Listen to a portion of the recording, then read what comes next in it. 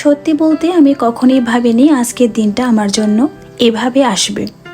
আমার সকালাতকে বিসর্জন দিয়ে সঞ্চয়ের টাকা থেকে এই ধরনের ইনভেস্টমেন্ট করব, এটা আসলে আমার পরিবারের কাছে অপ্রত্যাশিত ছিল। যদিও আমি বরাবরই এটা ইনভেস্ট করার জন্য অনেক আগে থেকেই সিদ্ধান্ত নিয়েছি। নমস্কার, কেমন আছেন সবাই? গ্রামীণ জীবনে নতুন আরেকটি ভিডিওতে সকলকে স্বাগত জানাই। আশা করি আমার পরিবারে ছোট বড় নতুন পুরাতন সকল সদস্যরা বেশ ভালো আছেন। বেলা এখন বাজে 9:30 মতন। ব্রেকফাস্ট অনেক আগে শেষ করে নিয়েছি। পেঁপেটা খেয়ে তারপরে একটা সিদ্ধান্ত নিতে যাচ্ছি। অর্থাৎ এই জমানো টাকা থেকে আমি চাইলে অনেক কিছুই করতে পারতাম, তবে আমার মন তার সায় দেয়নি। আমি চেয়েছি নিজেকে কিছু ইনভেস্টমেন্ট করব, তবে কোনো সাজসজ্জা বা কোনো লাক্সারিয়াস জিনিস কিনে নয়। আমি মনে করি এবং মনে প্রাণে বিশ্বাস করি, নিজেকে আপগ্রেড করার জন্য উপহার হলো জ্ঞান। জামা কাপড় আপনাকে সুন্দর দেখাবে জাস্ট কয়েক ঘন্টা, কিন্তু বই আপনাকে আলাদা করে দিবে সারাটা জীবন। অনেকেই ভাবে সঞ্চয় মানে টাকা জমানো আর জামা কাপড় কেনা, কিন্তু আমি শিখেছি আসল সঞ্চয় হলো নিজের উপর ভালোভাবে ইনভেস্ট করা।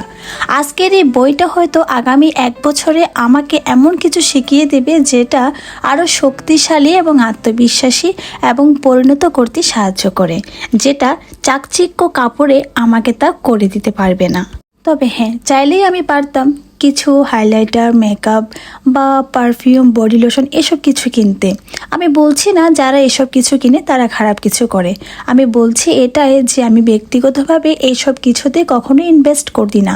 হ্যাঁ, যেহেতু মেয়ে হয়ে জন্ম নিয়েছি, একটু শ্বাসগোজ তো অবশ্যই করি, তবে আমার মোটা অঙ্কের ইনভেস্টটা হয় কিন্তু এই জিনিসটার উপর। এটা আমার খুবই শখের জিনিস। উপন্যাস বা যে কোনো বই পড়া এটা আমার এক ধরনের অভ্যাসে পরিণত। মানুষ নাকি ঘুম যাওয়ার সময় সফট সং শোনে, আর আমি ঘুম যাওয়ার সময় বই পড়ি যাতে খুব ভালোভাবে ঘুমটা হয়। এই বইয়ের উপর আমার ইমোশন, আমার অ্যাক্টিভিটিস, আমার আত্মবিশ্বাস এবং নিজেকে নেগেটিভিটির মধ্যেও পজিটিভ রাখার একটা অ্যাক্টিভ এনার্জি কাজ করে। আরেকটা কথা হলো, আমাদের জীবনে যে বুদ্ধি, জ্ঞান আর যে মাইন্ডসেট তৈরি হয় সমস্তটা কিছু আসে জ্ঞান থেকে, অর্থাৎ শেখা থেকে। আর শেখার সবচেয়ে সস্তা, নিরাপদ এবং শক্তিশালী উপায় হচ্ছে একটা ছোট্ট বই। একটা ছোট্ট বই থেকে আপনি যে জ্ঞানটা আরোহণ করতে পারবেন, ওই পাশের বাড়ির কাকিমার পাশে বসে গসিপ করলে কখনো সেটা আপনি অর্জন করতে পারবেনই না। অনেকেই আমাকে বলে যে আমি প্রাইভেট ইউনিভার্সিটিতে পড়ি, মাটির উনুনে রান্না করি। ভাই, আমি মাটির উনুনেও রান্না করি, আবার অনলাইন থেকে কসমেটিক্স না কিনে বই কিনে জ্ঞান আরোহণও করি। তাই মানুষকে সবসময় একদিক থেকে ভেবে বিবেচনা করাটা একদমই সমীচীন নয়।